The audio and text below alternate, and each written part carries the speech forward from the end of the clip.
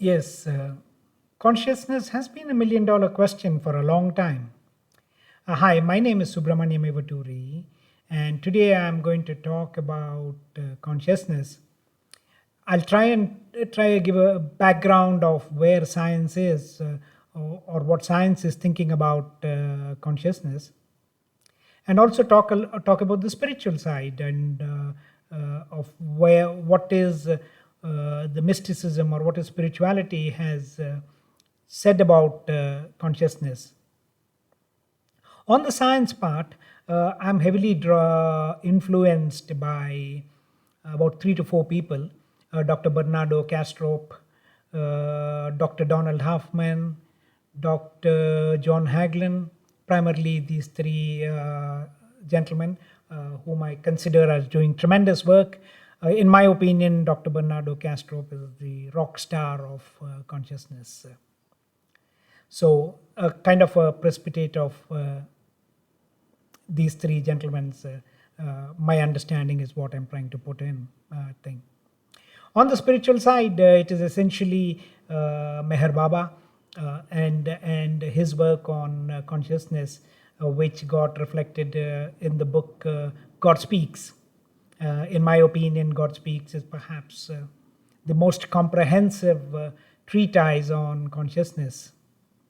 So I am going to speak about consciousness from that perspective. Let's talk about conscious and consciousness.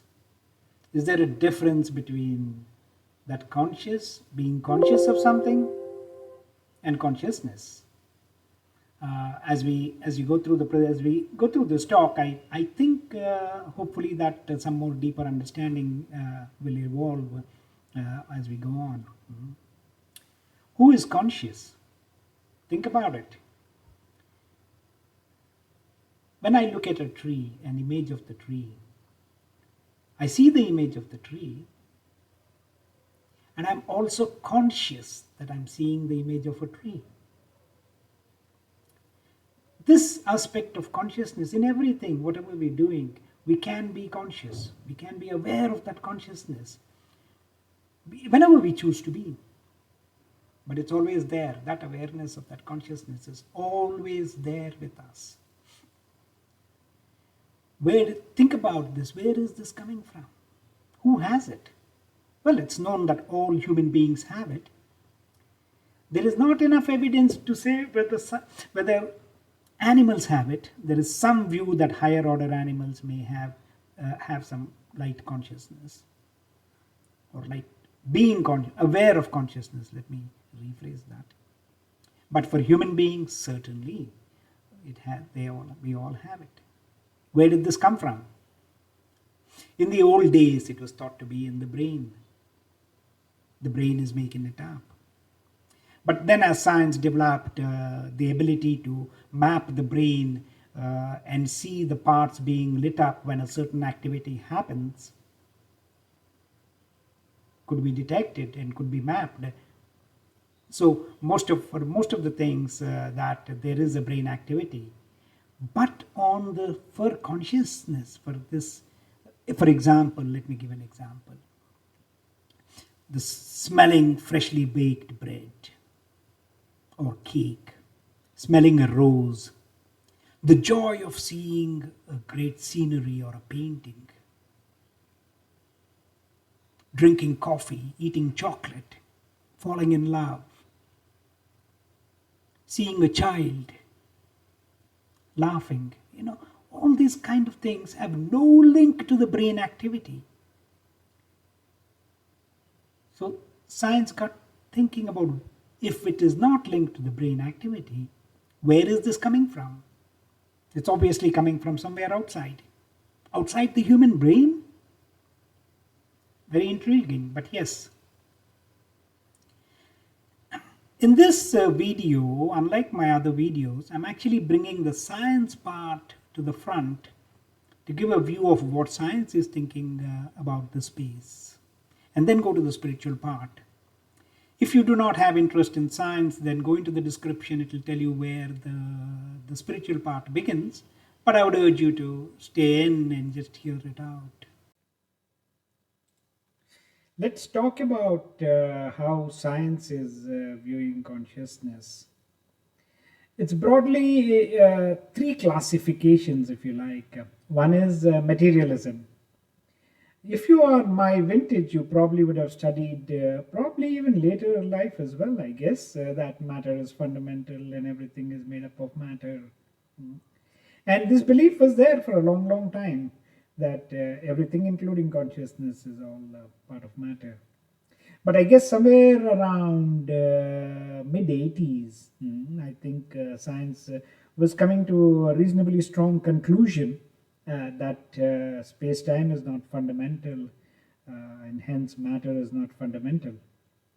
I spoke about both this in both my videos. Sorry, um, what is Maya and who is God and Paramatma, about the space time not being fundamental and other aspects. Uh,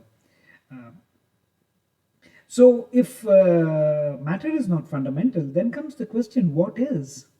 And that is where perhaps the scientific community is having some rather large differences on it.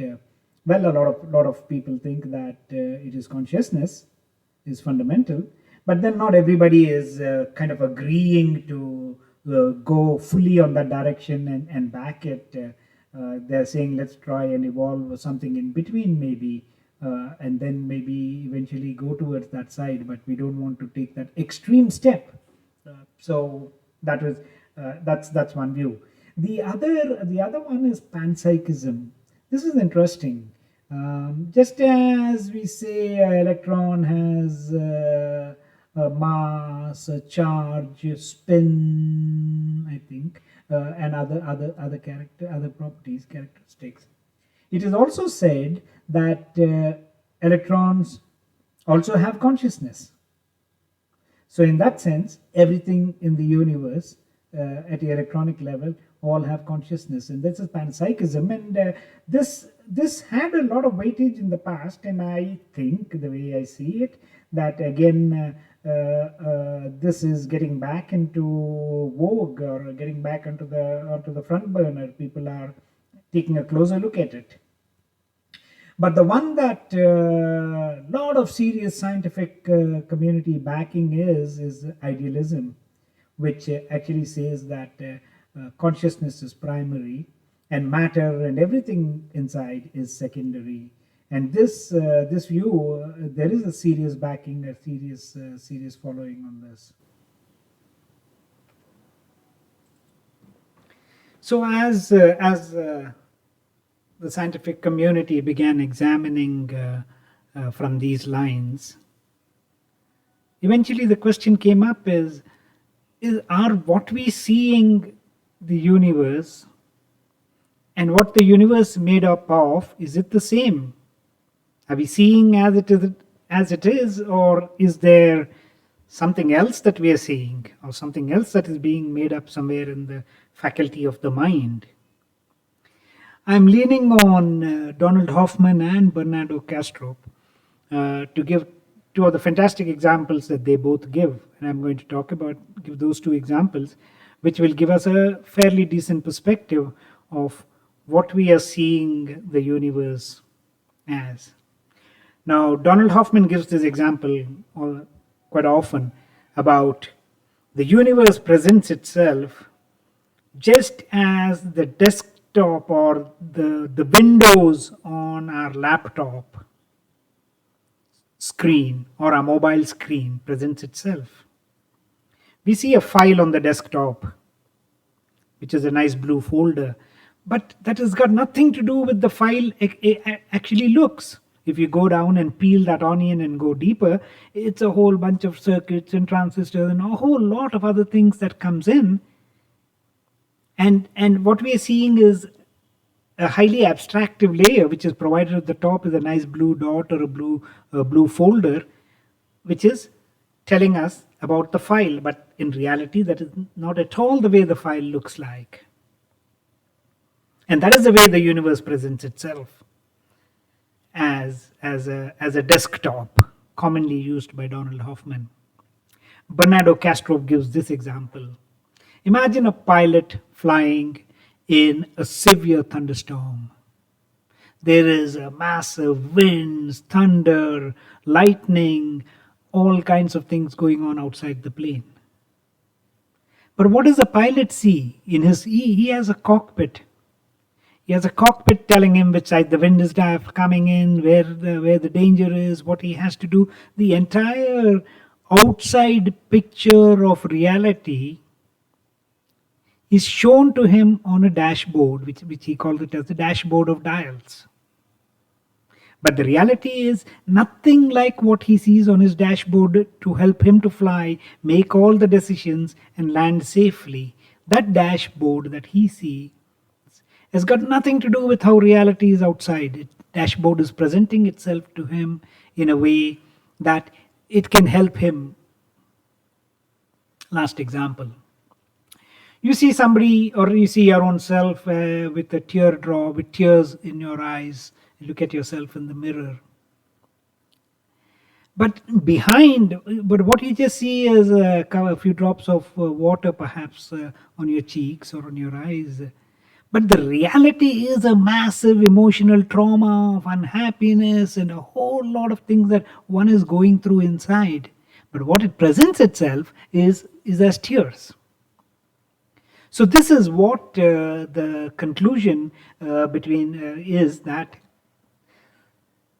the way nature presents itself to us, the way the universe presents itself to us, is nothing to do with the way actually the universe is. It is just a dashboard of dials or a desktop interface or a mobile phone interface for us to make our decisions and everything being in consciousness.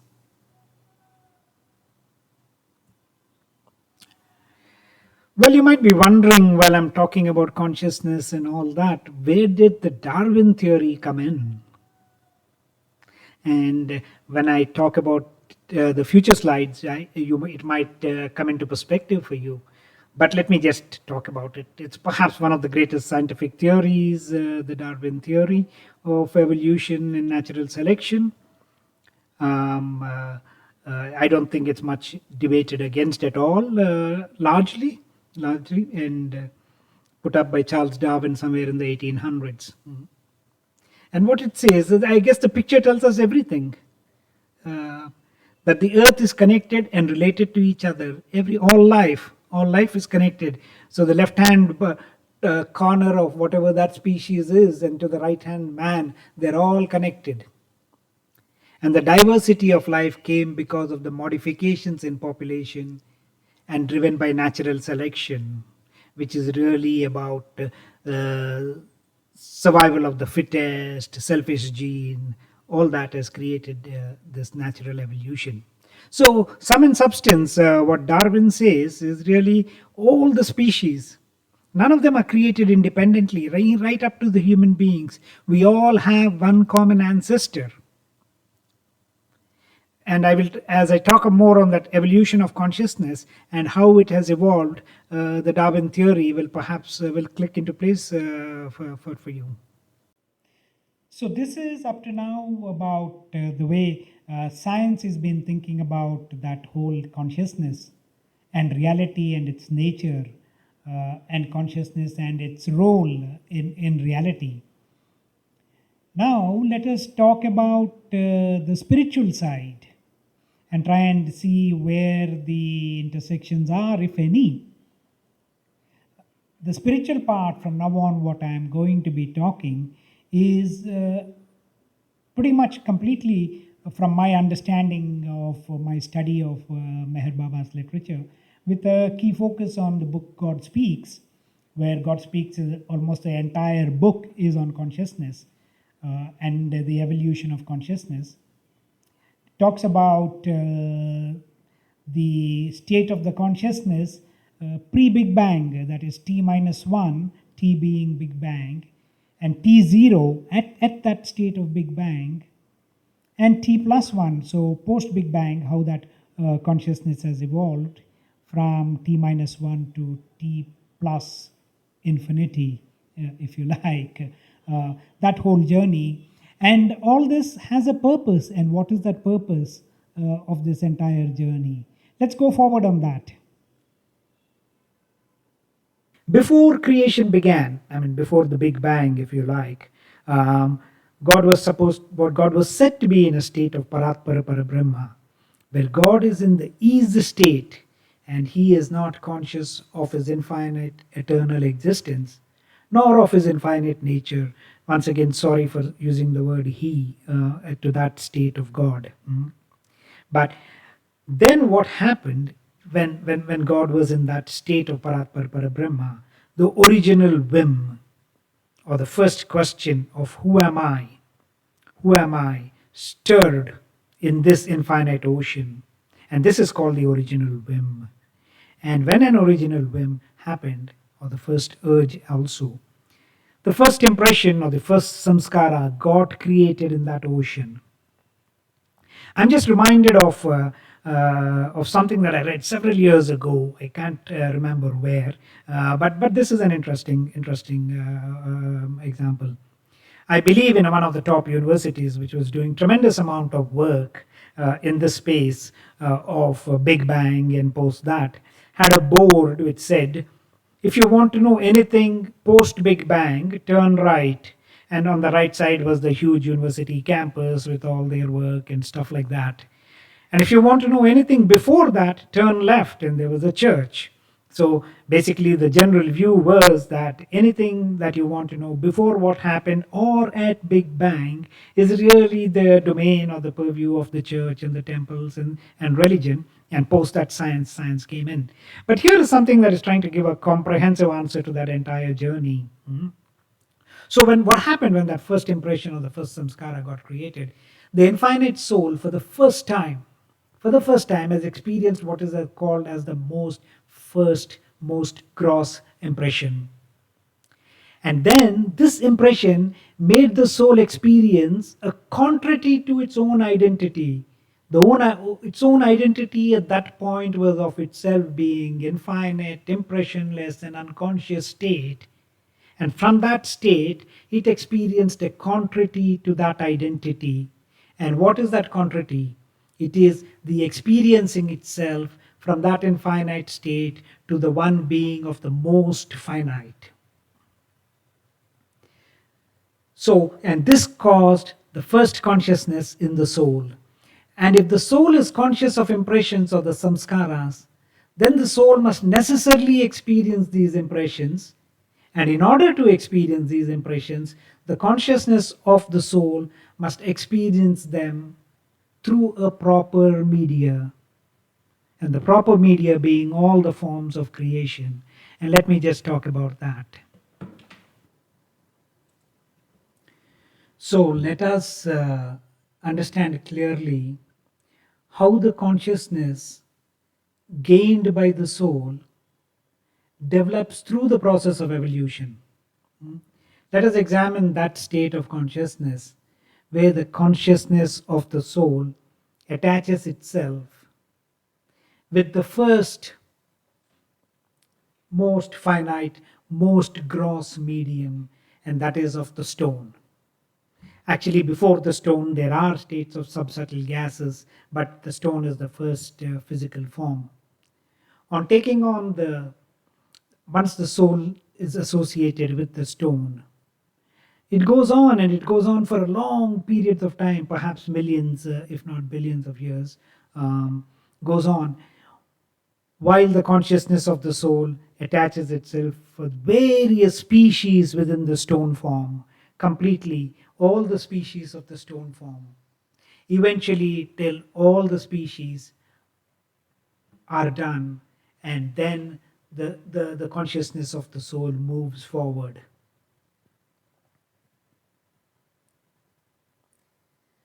And where does that go? Where does this consciousness of the soul go now? The soul now goes to the next form, which is the form of the metal. And the consciousness here is actually the molded state of the consciousness of the last species within the stone form. So the first most gross impression of the metal form is actually the last stone form, the last species of the stone form, that molded state of all those of that consciousness comes into the metal form. And this is how really the cycles of evolution of consciousness of the soul goes on evolving further and greater consciousness with the evolution of forms of higher and higher species, while experiencing and exhausting the impressions of the dissociated forms of the lower and lower species. I think this is a fantastic explanation of how this moves forward. And similarly, in the same way, from the state of the metal, it goes on to get into the vegetation form, and in the form of vegetation, the consciousness of the soul attaches itself after completing all the various species of the metal form. Then it goes on to the first part of the vegetation form. And all these forms are being taken up to really suit that evolution of consciousness. Goes on from the form of vegetation, completes all the species within the vegetation, and then takes on to the state of the worm. And now, when the consciousness of the soul identifies itself with the most first species of the worm form, now the soul thinks, what does the soul think here? Just as in the previous cases, the soul realizes that it is actually a worm and becomes worm consciousness and worm conscious and goes further. Next, in the same way, it gets on to the state of the fish. Goes through the same process, either the soul beginning to identify itself with the fish, having the fish consciousness, taking on the various species of the fish, of various fishes, and at each of these states, it is that consciousness that is growing further and further through the hundreds and thousands and lakhs of impressions or samskaras that the consciousness of the soul is gathering through this process of evolution. Goes on further.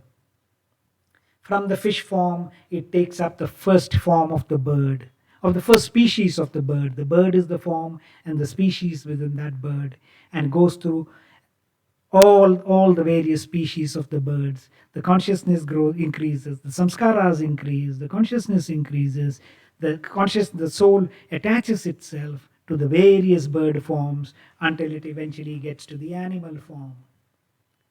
It's to be noted from that first point where the question popped up, who am I, to the animal form, it would have taken millions, if not billions of years before the consciousness of the soul attached itself, identified itself to the animal form.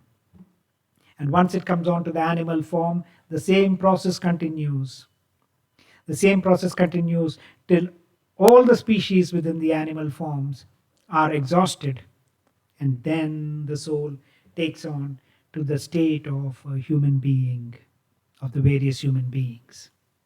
And this is the journey from where it started and where it has come. And this journey, according to science, is said to be 13.7, let's just say 14 billion years is what is taken from the Big Bang to the time the journey has come here. As we said before, there is, for want of a better word, there's a Darwinian theory cover from the worms to the human beings, because the Darwinian theory says all of them have come from the same ancestry, and this is the way the evolution has happened. The God Speaks in Meher Baba gives that entire journey, starting from the stone right up to the human being, and then to the evolution of consciousness.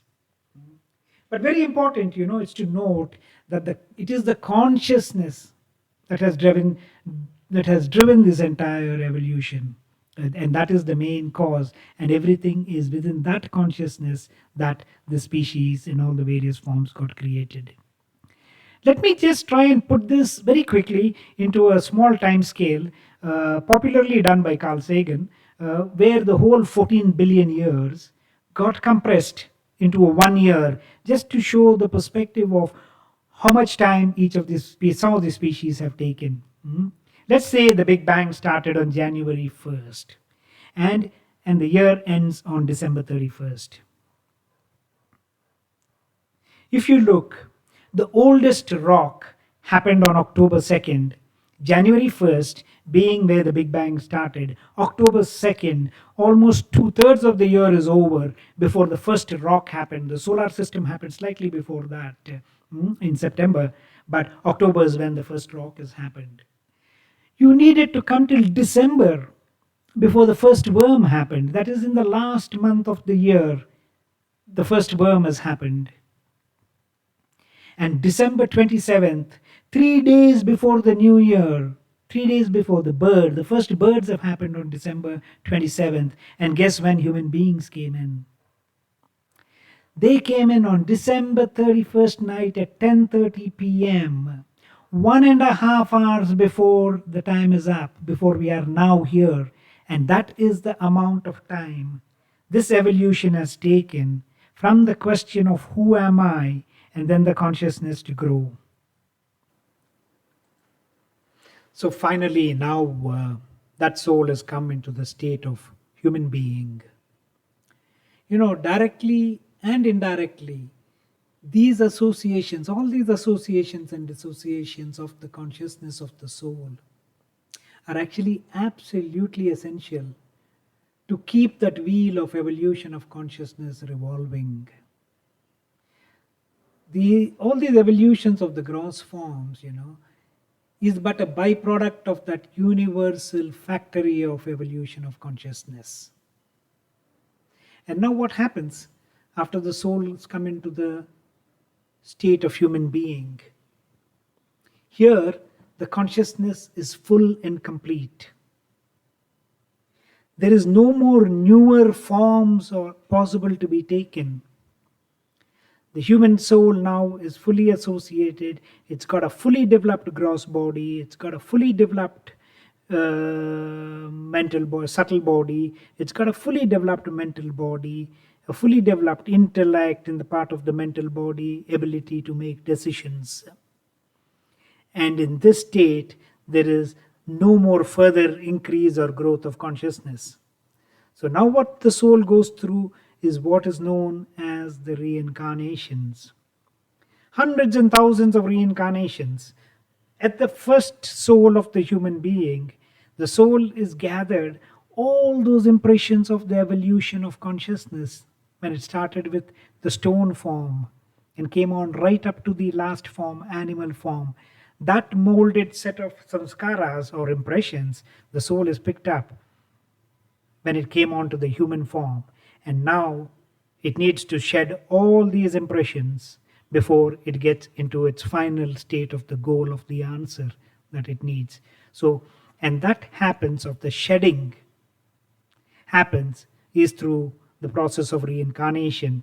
It doesn't begin shedding immediately at the process of reincarnation. It goes through number of hundreds and thousands of different reincarnations, identifying itself with man, woman, rich, poor, all the opposite states of experiences. And eventually, at some point, that consciousness of the soul turns inward. The journey of involution begins. From the gross state, the soul moves on to what is called as the subtle plane. There are four states of subtle planes, the four planes, and then two in the mental plane. All these planes of experiences are rather exalted states of experience as the soul goes through.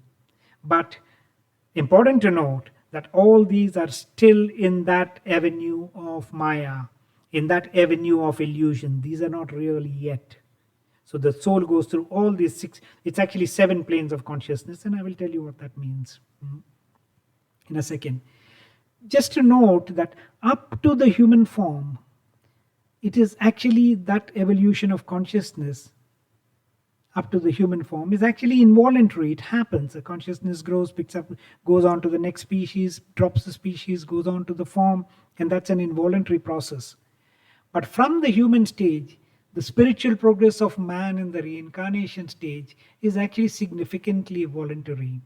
And this journey goes on till the 6th plane, and then comes to the 7th plane, which is the state of I am God, Aham Brahmasmi. Nothing. God alone is real. All else is illusion. Nothing else exists but God. So this is the story. This is the story of how the Atma begins and wakes up in the Paramatma and realizes itself to be the Paramatma all along. So the soul goes through what is called as the 7 steps of evolution and then the 7 steps of involution. 7 is a very important number. So I'm actually reminded of a interesting story from Rupert Spira. I love the story, so I'm just different versions of this have been said at different phases, but I'm just going to try and quote this verbatim of what Rupert Spira said. Many of us must be aware and have heard of the Shakespeare play King Lear, actually the Shakespeare tragedy King Lear. Here is a guy called John Smith, who's a pretty happy guy by himself, and he goes on to play the role of King Lear. Uh, King Lear, as known, was a pretty unhappy man. He was the king of England, and England was going through tremendous amounts of problems. France was coming to attack England, again added problems. King Lear was having tremendous difficulty even on his personal front with his 3 daughters, having a terrible relationship. So all the kind of problems that one can have, King Lear was going through. John Smith goes on, plays the role of a King Lear, done a great job, and finishes the play. A friend of John Smith who's watched the show really loves it. He says, fantastic performance. So he goes backstage, meets John, and hey John, what a great job you done. That is superb. So John Smith says, no, my life is terrible. Everything is bad. I'm in a terrible state. France is coming to attack me. His friend says, no, you're not King Lear, you're John Smith. He says, no, I'm having terrible relations with my daughters. So his friend says, listen, peel that. What were you before you were King Lear? Who were you? And slowly, as his friend urges him, John Smith peels that onion and suddenly he wakes up and says, oh God, I am John Smith. I'm not King Lear. So important to note, the point here to note really is, King Lear didn't discover himself to be John Smith. John Smith realizes himself to be John Smith. And that is the thing between the Atma and the Paramatma, the real infinite I and the false I. God all along, it is God who realizes himself to be God and nobody else. So this is an interesting story which kind of puts that into perspective. Meher Baba, in one of his great books, Life at Its Best, kind of summarizes what he just said. It is not so much that you are within the cosmos as that the cosmos is within you. Baba has declared that he is the most recent incarnation of the Avatar.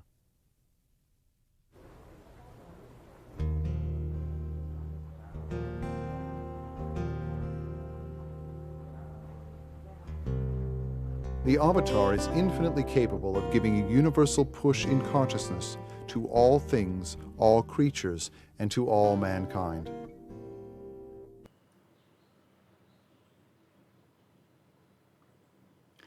Right, in conclusion, so we have talked about what science is thinking about consciousness and reality. We talked about from a spiritual angle how consciousness came into being and its entire journey. Broadly, science, we know that quantum mechanics, which I discussed in my last 2 videos on who is God and what is Maya, that we are all collapsing the wave and creating our perceived reality through the wave collapse. We also know that space and time and matter are not fundamental and something else is fundamental, and that something else is consciousness. There is a lot of work going on which believes that consciousness is fundamental. Everything is inside consciousness as conscious agents or unit of consciousness. We talked about the Darwin theory of evolution, which which gives an entire evolution of all living objects, single parentage, and has come from the same source right up to the human beings. However, it does not say anything about the inanimate objects, or even the trees and vegetation and such life. Well, on the spiritual side, we talked about consciousness and how consciousness drives evolution and not the other way around.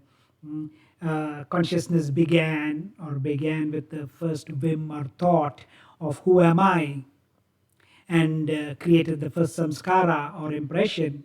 And once there is a samskara or an impression, it has to be expended, and that can only be done through a medium, which is a form, a physical form. So that is how the first samskara started getting expended, and in that process created new samskaras, created newer forms, and increased the consciousness, came on to the human stage, got to the process of reincarnation, accumulated further samskaras, eventually cancelled out samskaras, got on to the path of involution, the inward view of understanding God, and eventually arrived at that state of Aham Brahmasmi, identifying oneself with the Paramatma, as the infinite, eternal existence of only God is, and God alone exists, and He is that God. The drop becomes the ocean, and the ocean is always, it has always been the drop and the ocean, they both are the same. Well, everything that I have spoken and said till now is from my study on Meher Baba's literature, and what my Guruji Sadguru Sri Meher Chaitanya Ji Maharaj, through my decades of connect with him, is what I have learned. I thank you for your time. Please don't forget to subscribe. I am planning to put further material. I'm thinking of my next one going to be on the mind. As I leave, here is a question that I always leave behind. This consciousness and the evolution of consciousness, and eventually realizing one is God in the human state. Do you think that's a binary process and one day one overnight wakes up and says, hey, I am God? Or is that a slow, gradual process one goes through? Have a think about that, and let's see. I will try and talk about that as we go along further, but have a think. Here is the book God Speaks, available on online bookshops, PDF versions floating. Take a lie. I don't know if they are legal or not. I do not know. So good. Thank you. Goodbye. And thank you very much for your time. Jai Baba.